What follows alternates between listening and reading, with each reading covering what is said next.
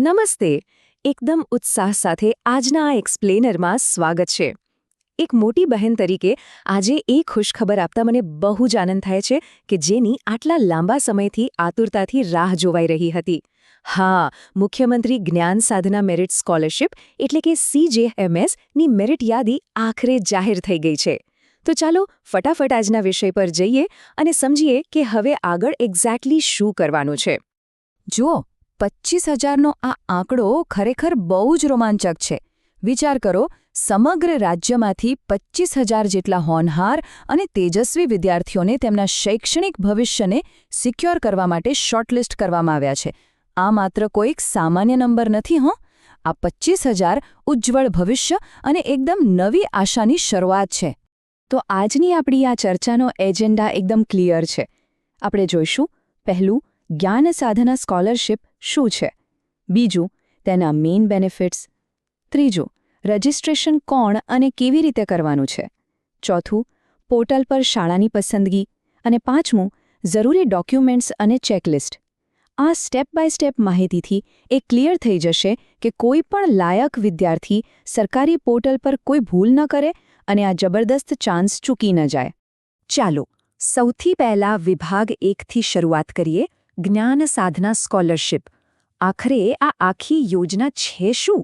જો વાત કરીએ CGMSની, તો આ કોઈ સાવ સામાન્ય રોકડ પુરસ્કાર કે ઇનામ નથી. આ રાજ્ય સરકાર દ્વારા ફંડ કરવામાં આવતી એક ખૂબ જ મોટી પહેલ છે.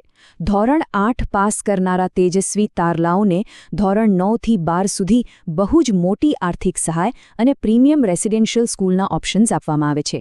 મતલબ કે આ હોશિયાર દિમાગ માટે તૈયાર કરાયેલી પૂરા 4 વર્ષની એક સોલિડ એજ્યુકેશનલ સપોર્ટ સિસ્ટમ છે. હવે આવીએ સૌથી ઇન્ટરેસ્ટિંગ અને રોમાંચક પાર્ટ પર. વિભાગ 2. આ સ્કોલરશિપના મુખ્ય ફાયદાઓ. મહેનતનું શું ફળ મળવાનું છે તે જોઈએ. અહીં આર્થિક સહાય એકદમ સ્પષ્ટ રીતે વહેંચાયેલી છે. સ્કૂલના પ્રકાર પ્રમાણે અલગ અલગ લેવલ નક્કી થયા છે.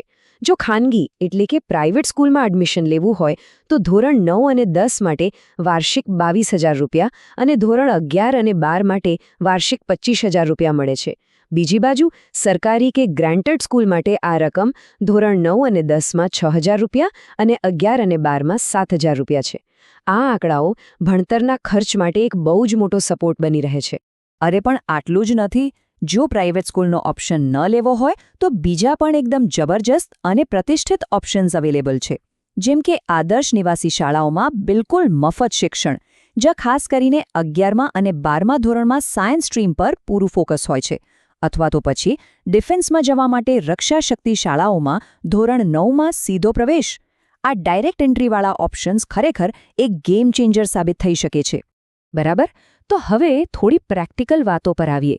વિભાગ 3. આ રજિસ્ટ્રેશન આખરે કોણે અને કેવી રીતે કરવાનું છે?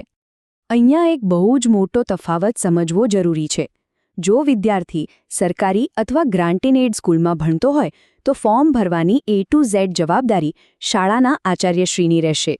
પણ જો વાત ખાનગી એટલે કે પ્રાઇવેટ સ્કૂલના વિદ્યાર્થીઓની હોય તો આ જવાબદારી પૂરેપૂરી વિદ્યાર્થી અને વાલીઓની પોતાની છે. એટલે પ્રાઇવેટ સ્કૂલના વાલીઓએ ખાસ ધ્યાન રાખવું પડશે કે જાતે જ એક્ટિવ થઈને આ રજિસ્ટ્રેશન પ્રોસેસ પૂરી કરવાની છે. રજિસ્ટ્રેશન પતી જાય એટલે પછી આવે છે વિભાગ 4. પોર્ટલ પર શાળાની પસંદગી. આ ડિજિટલ પ્રોસેસ એકદમ સિમ્પલ છે. ચાલો જોઈએ. પોર્ટલની અંદર લોગિન કરવા માટે મુખ્યત્વે 2 જ વસ્તુઓ જોઈશે. એક તો વિદ્યાર્થીનો 18 આંકડાનો CTS ID એટલે કે જેને આપણે ચાઇલ્ડ UID કહીએ છીએ તે. અને બીજું, શરૂઆતના રજિસ્ટ્રેશન વખતે જે પાસવર્ડ સેટ કર્યો હતો તે પાસવર્ડ. બસ આ 2 ડિટેલ્સ નાખીને બહુ જ આરામથી પોર્ટલમાં લોગિન થઈ જવાશે. લોગિન થતાં જ સીધો વિદ્યાર્થીનું ડેશબોર્ડ ખુલશે. આ સિસ્ટમ બહુ સ્માર્ટ છે. ડાબી બાજુ જોશો તો બધી ઉપલબ્ધ શાળાઓનું લિસ્ટ દેખાશે. હવે કરવાનું એ છે કે ત્યાંથી મનપસંદ શાળાઓ સિલેક્ટ કરી વચ્ચે આપેલા એરો બટનથી તેને જમણી બાજુની અગ્રિમતા યાદી એટલે કે પ્રાયોરિટી લિસ્ટમાં એડ કરતા જવાનું છે. હવે જમણી બાજુ લિસ્ટ બની જાય પછીનો સ્ટેપ સૌથી ક્રિટિકલ છે. અહીંયા ઉપર અને નીચેના તીર એટલે કે અપ અને ડાઉન એરોઝનો ઉપયોગ કરીને શાળાઓનો ક્રમ સેટ કરવાનો છે. આ બહુ જ ધ્યાનથી કરવાનો છે કારણ કે મેરિટ પ્રોસેસ વખતે જે શાળા લિસ્ટમાં સૌથી ઉપર હશે તે જ ફાળવવામાં આવશે. એટલે આ પ્રાયોરિટીનું સેટિંગ એકદમ શાંતિથી અને સમજી વિચારીને ગોઠવવું. અને પછી આ આખી ઓનલાઈન પ્રોસેસનો ફાઇનલ સ્ટેપ નીચે આપેલા ડિક્લેરેશન બોક્સ પર ટિક કરવાનું છે. પણ હા, એક વાત ખાસ મગજમાં ફિટ કરી લેવાની કે એકવાર સબમિટ પ્રાયોરિટીઝ બટન દબાવ્યું પછી આ ચોઇસમાં કોઈ જ ચેન્જ કે સુધારો થઈ શકશે નહીં.